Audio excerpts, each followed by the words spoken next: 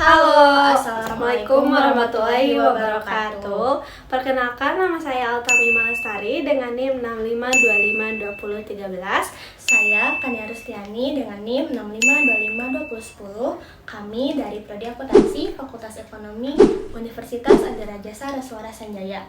Nah, di video kali ini kita akan membahas salah satu tokoh yang paling berpengaruh dalam ilmu ekonomi, yaitu John Maynard Keynes. Dan teori yang ia kemukakan yaitu teori ekonomi Keynesian.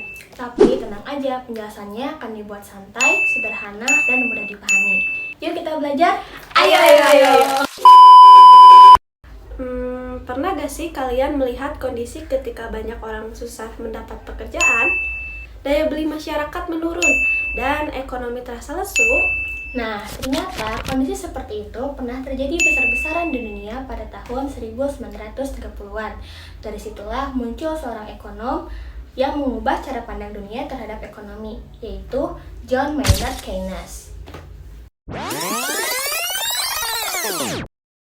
Siapa itu John Maynard Keynes? John Maynard Keynes adalah seorang ekonom asal Inggris yang lahir pada tahun 1883 dan dikenal sebagai pelopor ekonomi modern. Ia menjadi terkenal karena pemikirannya saat dunia mengalami krisis ekonomi yang besar yang disebut Great Depression. Pada masa itu, banyak perusahaan yang bangkrut, pengangguran meningkat, masyarakat kehilangan pendapatan, serta aktivitas ekonomi yang menurun drastis. Saat banyak ekonom yang percaya bahwa ekonomi akan pulih dengan sendirinya, Keynes justru memiliki pendapat yang berbeda. Ia mengatakan bahwa pemerintah harus ikut campur dalam membantu perekonomian. Selanjutnya, pemikiran inilah yang disebut sebagai teori Keynesian. Apa itu teori ekonomi Keynesian?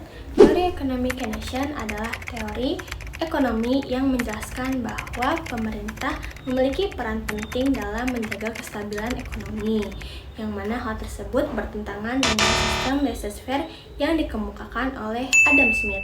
Sistem laissez-faire adalah paham ekonomi yang berarti pemerintah sebaiknya tidak terlalu banyak campur tangan dalam kegiatan ekonomi. Contoh sederhananya, saat harga cabai naik karena stok yang sedikit, maka pemerintah tidak perlu ikut mengatur harga karena harga akan menyesuaikan dengan sendirinya sesuai kondisi pasar.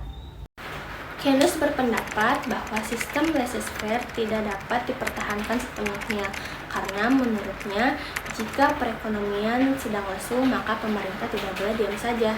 Pada tingkat makro, pemerintah harus secara aktif dan sadar mengendalikan perekonomian ke arah posisi full employment-nya, diantaranya dengan meningkatkan pengeluaran, membuka lapangan kerja, dan mendorong masyarakat agar kembali membeli barang dan jasa.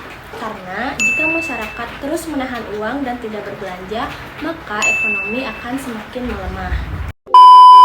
Selanjutnya, konsep utama teori Keynes. Yang pertama ada permintaan menentukan aktivitas ekonomi. Keynes percaya bahwa ekonomi dipengaruhi oleh permintaan masyarakat. Semakin banyak orang membeli, maka perusahaan akan meningkatkan produksi, membutuhkan lebih banyak pekerja, dan ekonomi akan tumbuh. Sebaliknya, jika masyarakat jarang membeli, maka perusahaan akan mengurangi produksi, pekerja di PHK, dan ekonomi akan melemah. Jadi, pada intinya, kalau masyarakat berbelanja, maka ekonomi akan tumbuh. Menurut Keynes, situasi makro suatu perekonomian ditentukan oleh apa yang terjadi dengan permintaan agregat.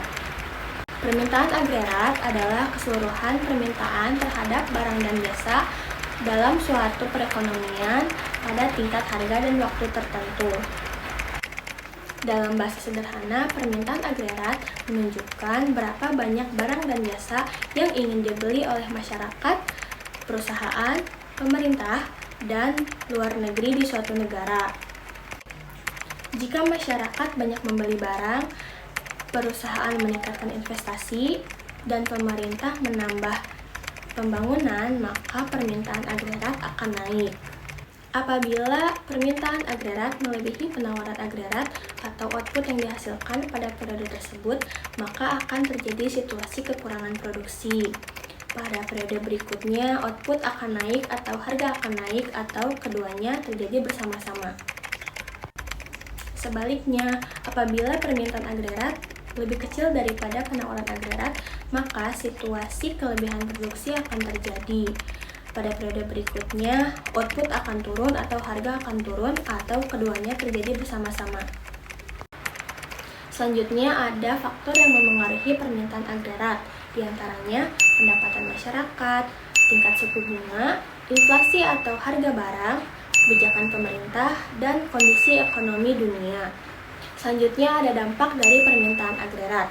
Apabila permintaan agregat naik, maka produksi dan lapangan kerja akan meningkat. Sebaliknya, jika permintaan agregat turun, maka ekonomi bisa melambat dan pengangguran meningkat. Selanjutnya yang kedua ada di peran pemerintah sangat penting. Menurut Keynes, saat terjadinya krisis, pemerintah harus ikut turun tangan langsung. Contohnya, membangun jalan, membangun infrastruktur, memberikan bantuan sosial, dan membuka lapangan pekerjaan. Tujuannya agar uang tersebut terus kembali berputar di masyarakat. Nah, misalnya, pemerintah membangun jalan, terus pekerja mendapatkan uang, lalu uang tersebut digunakan untuk membeli makanan. Nah, pedagang membelikan uang tersebut untuk bahan selanjutnya. Jadi, uang itu kembali berputar atau bergerak. Yang ketiga, ada di pengangguran terjadi karena kurangnya permintaan. Keynes berpendapat bahwa pengangguran itu bukan soal dia malas bekerja, tetapi bisa juga disebabkan oleh perusahaan sepi pembeli, produksi menurun, sehingga terjadinya pengurangan tenaga kerja. Nah, maka dari itu solusinya adalah meningkatkan permintaan masyarakat. Terus lanjut ke yang nomor 4, multiplier effect. Multiplier effect atau efek ganda adalah kondisi ketika satu pengeluaran dapat menghasilkan dampak yang lebih besar. Contohnya, pemerintah memberikan 1 juta kepada salah satu masyarakat. Lalu uang itu digunakan untuk membeli makan di warung. Nah, otomatis pemilik warung itu mendapatkan uang. Uang tersebut digunakan untuk membeli bahan makan. Nah, si penjual bahan makan mendapatkan upah. Nah, upah itu digunakan untuk menggaji karyawan. Nah, satu uang itu terus berputar dan memberikan dampak ke banyak orang. Nah, sekarang kita masuk ke kelebihan dan kekurangannya teori Keynes. Yang pertama ada di kelebihannya dulu. Kelebihan teori Keynes adalah membantu mengatasi krisis ekonomi, mengurangi pengangguran, mendorong pertumbuhan ekonomi, dan membuat pemerintah lebih aktif dalam menjaga ekonomi. Terus sekarang masuk ke kekurangannya teori Keynes, yaitu jika pemerintah terus-menerus mengeluarkan uang, maka utang negara akan semakin meningkat. Terus bisa memicu inflasi atau kenaikan harga barang. Nah, yang terakhir, terlalu bergantung pada ikut campur tangan pemerintah. Selanjutnya, contoh penerapan teori Keynes. Nah, kita mengambil kasus krisis ekonomi pada saat COVID-19. Nah, salah satu contoh penerapan nyata teori John Maynard Keynes terjadi saat dunia mengalami pandemi atau COVID-19.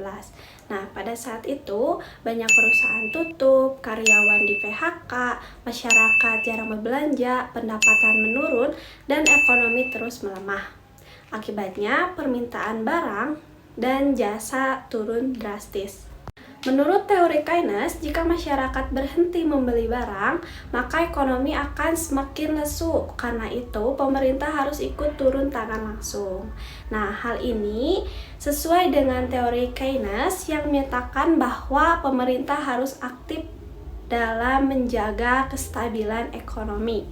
Jadi, teman-teman, teori ekonomi Keynesian mengajarkan bahwa ekonomi tidak selalu bisa berjalan dengan sendirinya.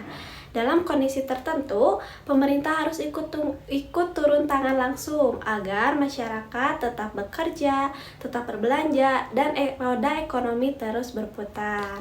Ternyata pemikiran John Maynard Keynes ini masih sangat berpengaruh hingga sekarang dan sampai menjadi dasar kebijakan ekonomi di banyak negara. Sekian penjelasan mengenai teori ekonomi Keynes. Semoga video ini dapat membantu teman-teman memahami materi dengan lebih mudah. Wassalamualaikum warahmatullahi wabarakatuh.